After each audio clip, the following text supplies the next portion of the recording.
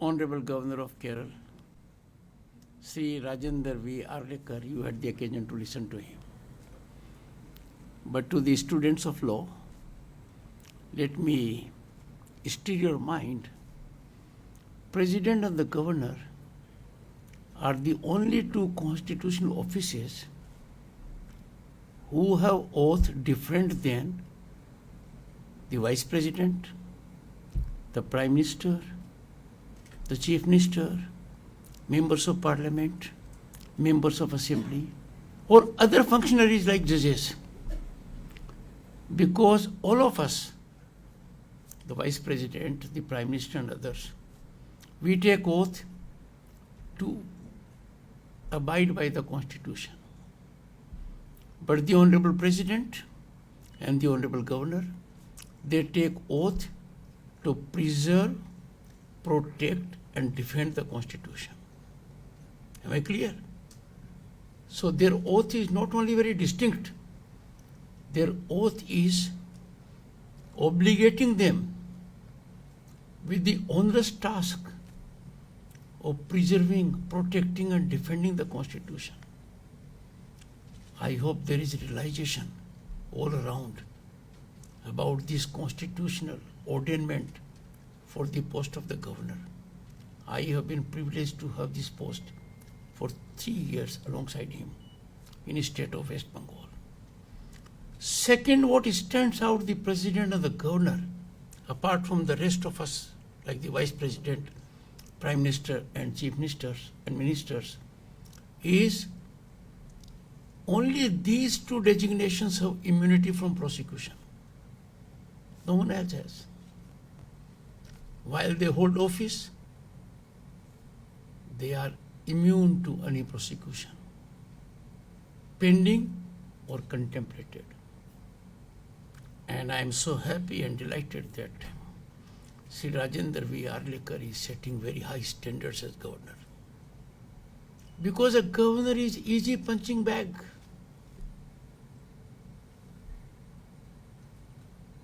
I am sure you as brilliant students of law will appreciate it.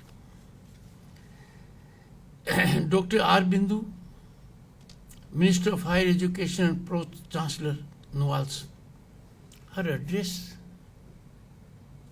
was permeating with erudition. She chose her words very carefully.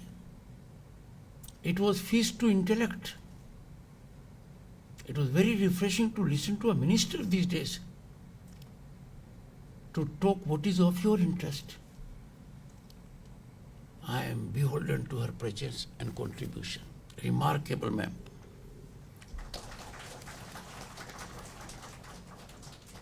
Shri P. Rajiv, Minister of Law, Coal and Industries. I have two things in common with him. One, he has been a former member of Rajya Sabha, the House of Elders, the Upper House, the Council of States. And whatever discussion I have had with him, he is really part of education, apart from being that of law. His presence means a lot. But the second thing which I have in common is related to my wife, Dr. Judicial Dhankhar. His wife, Dr. Vani, Dean of Faculty of Law, Kochi University of Sciences and Technology. The Honorable Minister has formidable challenge in the home as I have. So I am sure whenever he will be in Delhi next time, we will work in togetherness to deal with the common challenge. Professor Dr. G.B. Reddy, very thoughtful address. But I have love for him for a different reason. Like the Vice President, he also carries the tag Vice. Very distinguished members of the faculty. I must recognize presence also of Principal Secretary Higher Education because government is an important part of it. Dr. Sharmila Mary Joseph. Her husband is an IPS officer. Her brother is an IPS officer in Rajasthan. A brilliant man, a brilliant, presently Commissioner, Jaipur.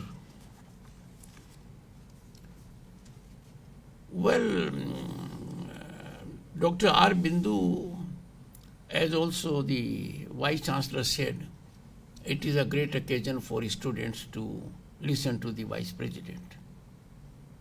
I have a small caveat. The honor and privilege is totally mine.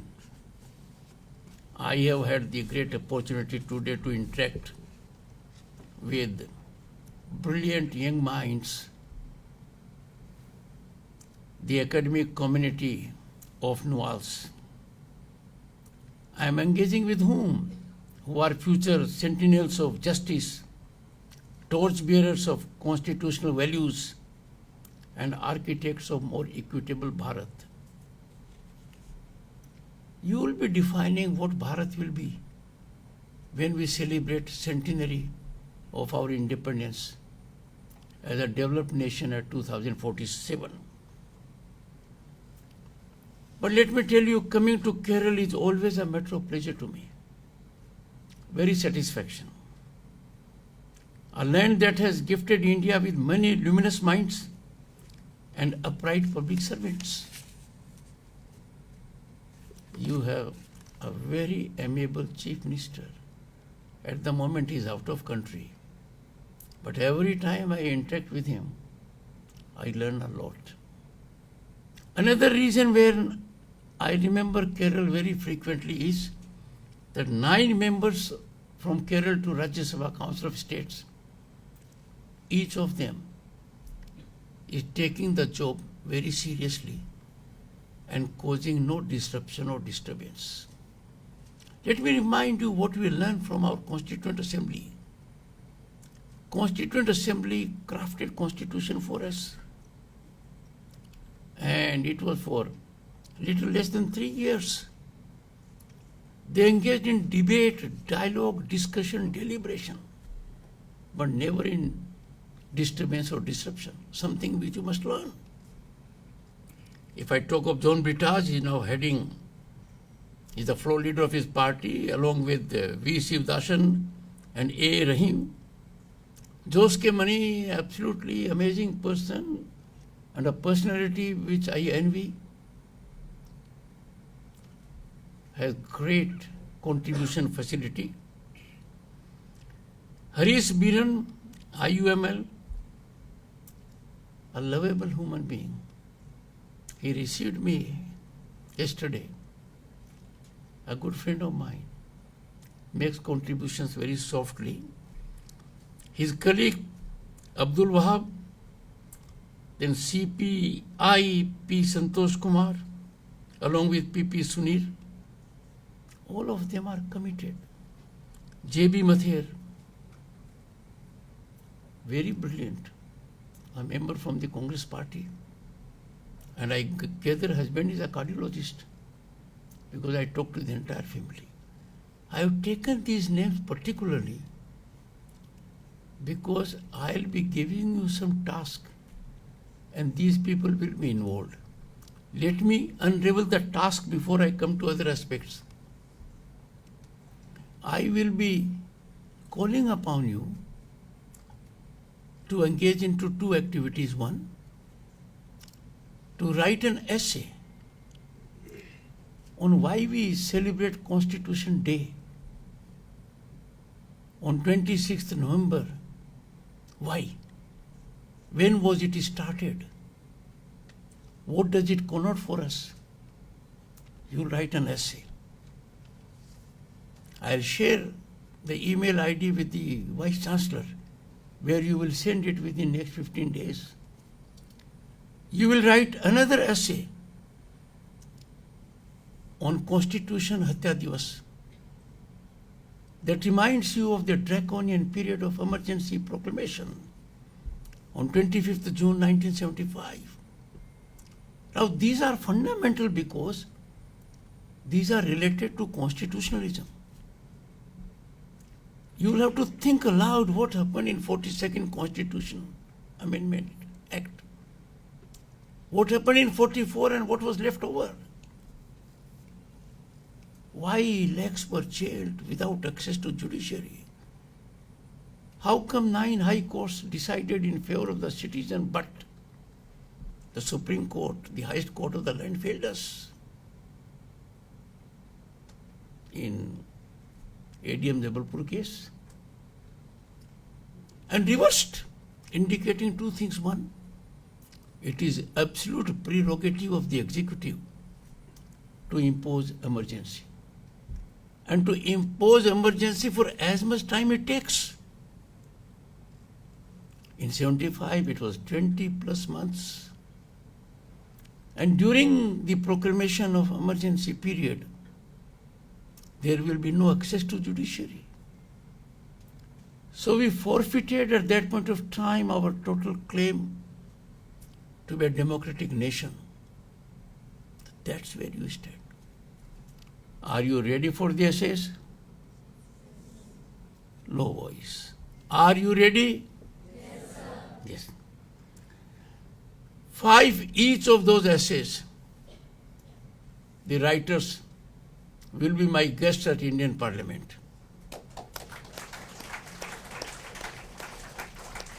But let me tell you, I will not be selecting which essay is good, because all essays are bound to be good.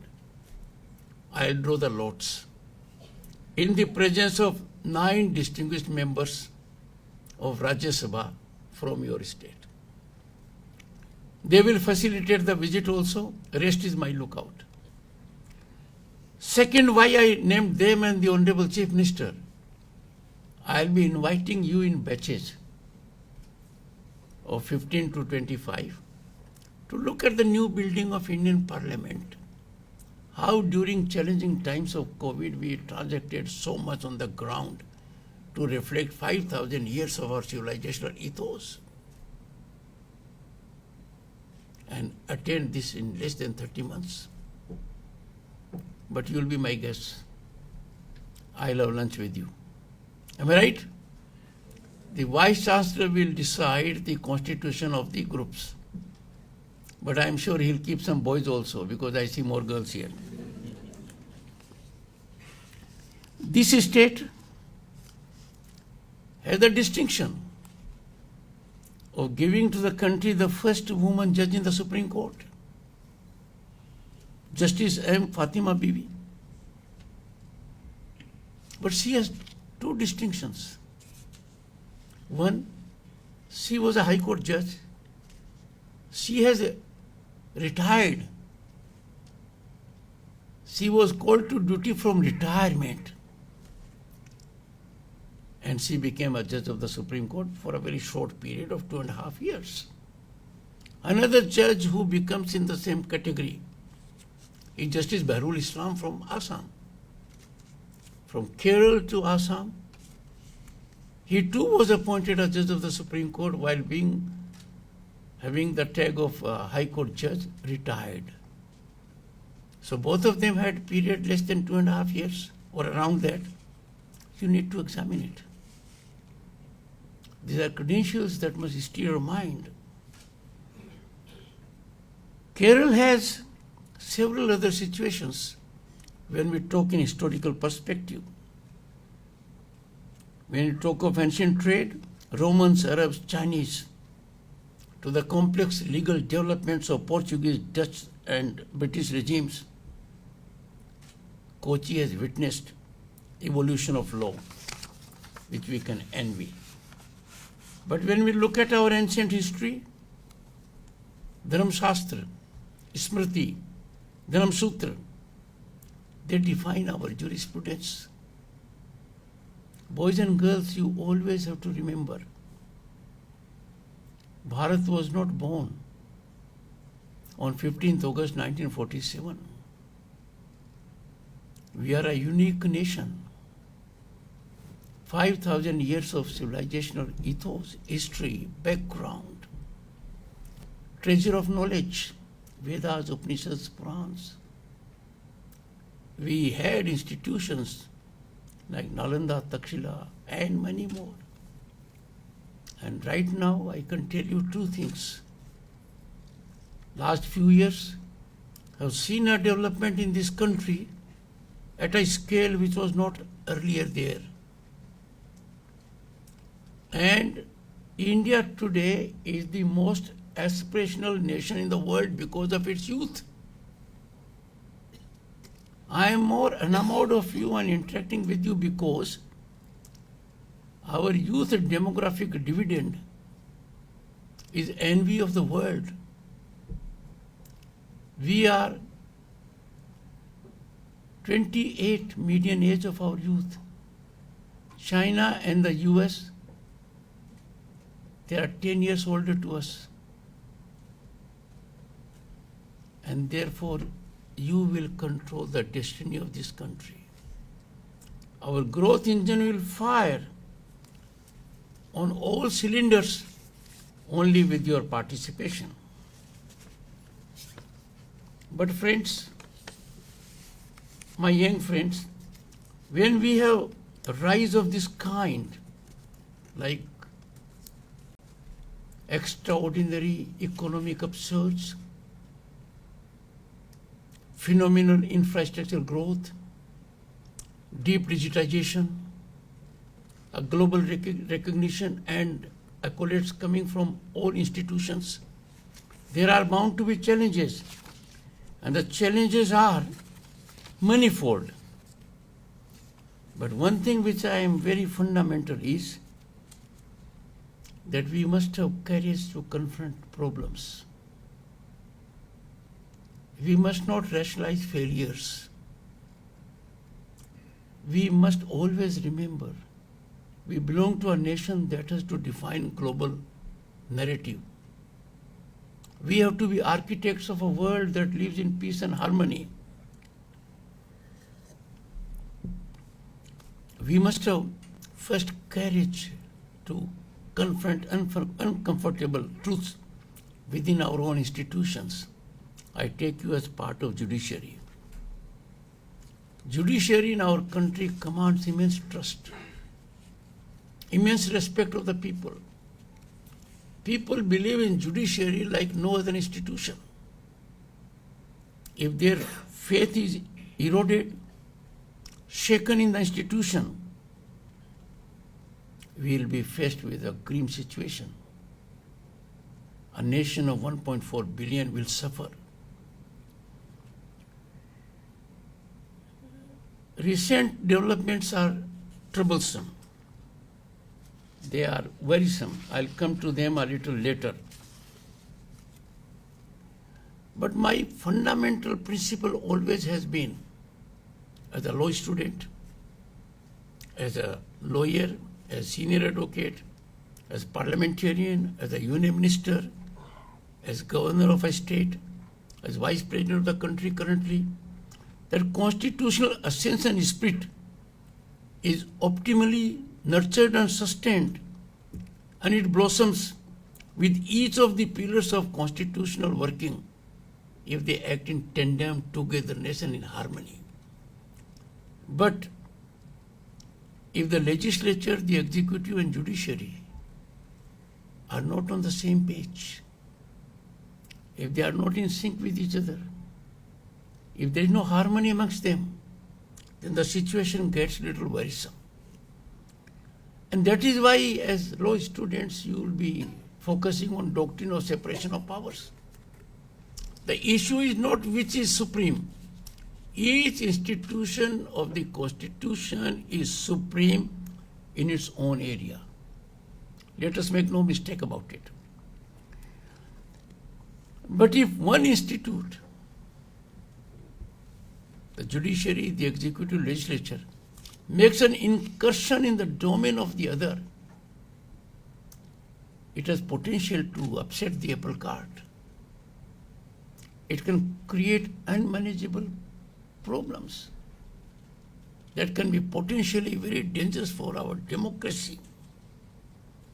For example, let me give you in a layman's language.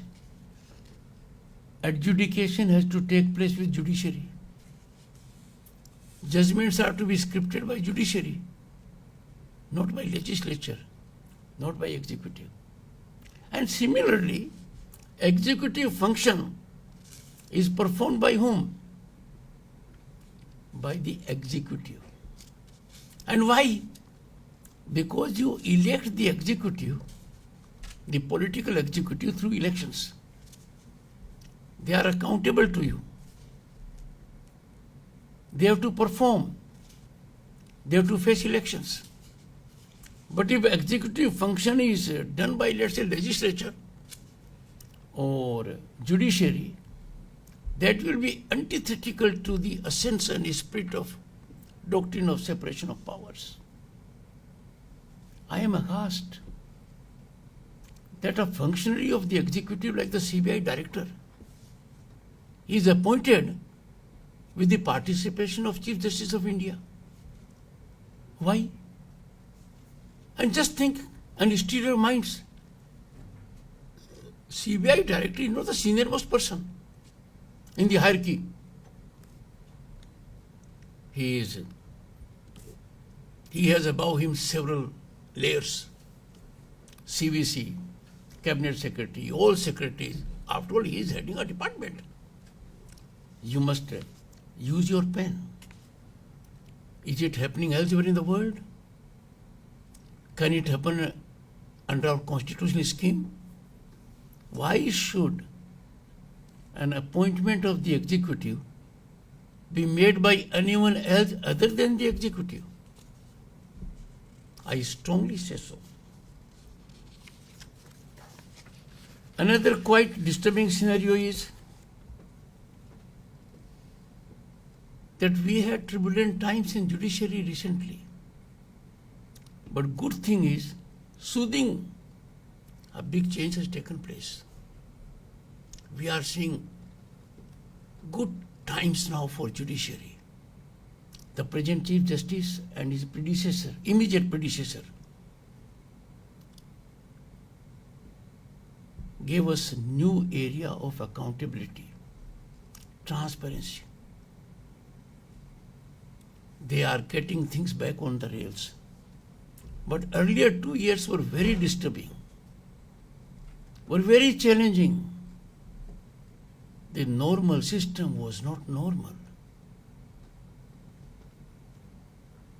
Thoughtlessly several steps were taken. It will take a while to undo them. Because it is very fundamental that institutions function with optimal performance. If Rajya Sabha engages in disruption and disturbance and does not function, well, that's a cause of worry. It will be alarmingly worrisome. But I am quite hopeful that things will look up. There has been a lot of issue about preamble to the Constitution. Well, first let me tell you, preamble of Indian Constitution is something like parenthood to children. Howsoever you may try, you can't change your parenthood. Am I right? That's not possible. That is preamble. Secondly, historically, no country's preamble has ever been changed. Thirdly, preamble of our Constitution was changed during a time when hundreds and thousands of people were behind the bars. The darkest period of our democracy, the emergency era. Then it was changed where the life of the Lok Sabha was also increased beyond 5 years. It was changed at a time when people had no access to the justice system. Fundamental rights were totally suspended. You need to examine it. We may do anything. We surely can't change our parents. And we have to ever respect them. My young friends, if you have heard of Ides of March, those of you who have read Julius Caesar, where the soothsayer cautions Caesar, beware of Ides of March. And when the Caesar was going from the palace to the courtroom, he spotted the soothsayer. And he said, Ides of March has come. And Caesar said, and the soothsayer said, yes, but not gone. And before the day was over, Caesar was assassinated. Ideas of March is associated with misfortune and doom. Our judiciary had ideas of March on the night intervening 14th and 15th March, a terrible time.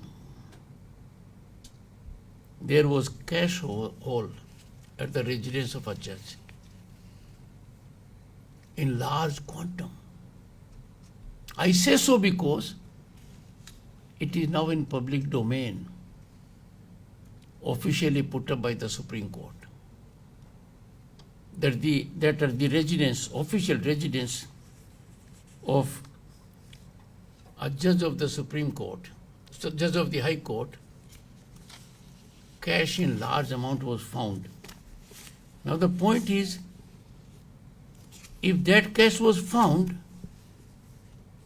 system should have moved immediately. And the first process would have been to deal with it as a criminal act. Find out those who are culpable. Bring them to justice. But so far there has been no FIR. The government at the central level is handicapped because an FIR cannot be registered in view of a judgment of the Supreme Court rendered in early 90s. You must read that judgment. I am all for independence of judiciary. I am a strong votary of protecting judges. Judges deal with very difficult situations. They decide cases against the executive. They deal in certain areas with legislature matters. We must protect our judges from frivolous litigation. So I am not against the mechanism evolved. But when something like this happens, some things are worrisome. The incident took place, boys and girls, on night intervening 14th and 15th March. We did not come to know about it. It was only on 21st March this year, after about 7 days, we came to know about this ghastly crime. Now question arises, did anyone know about it earlier? Yes, it was a fire incident. The fighting mechanism was there. Those involved with the system knew about it. Why it was not shared? I am a concerned man. Whether this is an incident in isolation or there are other similar incidents, that is something which we have to deal with. I therefore strongly feel, and I have said it on multiple occasions, proceeding with the constitutional mechanism of dealing with the church in terms of constitutional provision is one way out. But that is not a solution, because we claim to be a democracy, which we are. The world looks us as a mature democracy, where there has to be rule of law, equality before law, which means every crime must be investigated. If the money is so huge in volume, we have to find out, is it tainted money? What is the source of this money? How was it stacked in the residence, official residence of a judge? It belonged to whom? Several penal provisions are violated in the process. I do hope an FIR will be registered.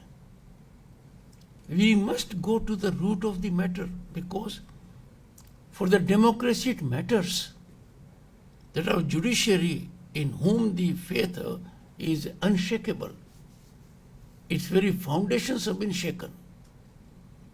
The citadel is tottering because of this incident. And we must therefore examine the issue from that perspective, which I am sure you will surely be engaged into examining this aspect. There are several other issues which you need to examine. And one is, always think ahead of your times. There is a constitutional provision, if you can understand, that certain constitutional authorities are not permitted to hold assignment after their office. Like a public service commission member cannot take any assignment under the government. CAG can't take that assignment. Chief Election Commissioner and election commissioners can't take that assignment, because they must be free, not to be subjected to allurements and temptations. This was not for judges. Why? Because judges were expected to be totally away from it. And now we have post-retirement posts for judges. Am I right? And not all can be accommodated, only some can be accommodated. So when you can't accommodate all, you accommodate some. There is pick and choose. When there is pick and choose, there is patronage. It is seriously impairing our judiciary. I want you, boys and girls, I have given you certain leads to get into a small group on a weekly basis and discuss these issues. I should never be misunderstood as in any way saying something else which does not strengthen judiciary. I have given the best part of my life in judiciary. I take bar as a part of judiciary. I have enjoyed every moment of it. And lastly, before I conclude, boys and girls, your opportunity basket is enlarging by the day. Look around. As law graduates, you will have opportunities to engage in policy making, policy formations, how to get involved with blue economy, space economy, cyber security. All those issues are there. So in a country like ours, which is developing at a very fast pace, your future is assured. The ecosystem in the country is one full of hope and possibility, a situation which none of us had when we were students. Okay? So my offer is accepted. So the contract is complete. Am I right? Contract is complete. I will seek the honorable members of Parliament, Rajya Sabha, and the administration of NUALS, with the indulgent support of the two honorable ministers, to fructify it at the earliest. Thank you so much for your time and patience.